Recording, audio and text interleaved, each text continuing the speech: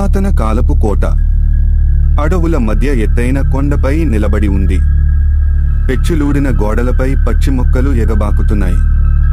ఈ ఉదయపు మబ్బుల్లో కోట కనపడటమే ఒక ఆహ్లాదక దృశ్యం. గాలిలో ఒక అనిశ్చితి, ఒక భయానకమైన నిశ్శబ్దం. కోటి లోపల పుష్పవనములో చంద్రకళ ముత్యాల్లా నవ్వుతో పావురాలకు తినిపిస్తోంది. చీరకట్టు వెనక ఆమె భవిష్యత్తు ఇంకా తెలియని ఊహలలో ఉంది. ఆమె ముఖంలో అమాయకత్వం, మౌనంగా వెలిగే సంతోషం.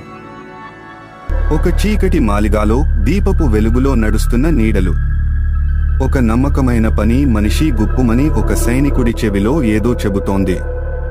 చంద్రకళ గదివైపు ఆమె వేలితో చూపుతుంది. విశ్వాసం అక్కడే ఓడిపోయింది.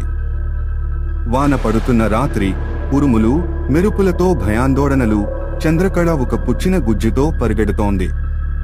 ఆమె వెనక నీడలు ఉన్న ఊసులేని ముప్పు, ఆమె చేతిలో ఉన్న రహస్య గుమ్మడి కాగితం ఆమె జీవితం గడపనుంది.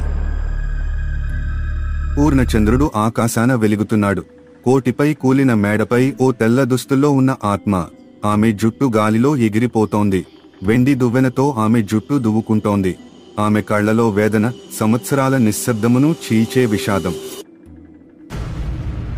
ఈ రోజు మనలో ఒక యువ చరిత్ర పరిశోధకుడు, చేతిలో కెమెరా, డైరీ. అతను కోట గుమ్మానికి చేరుకున్నాడు.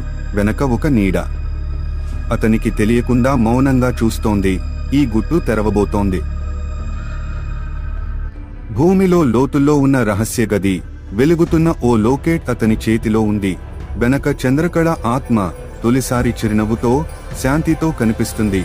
గోడలపై పురాతన లిపులు ప్రకాశిస్తున్నాయి. ఆమెకు విమోచనం లభించింది.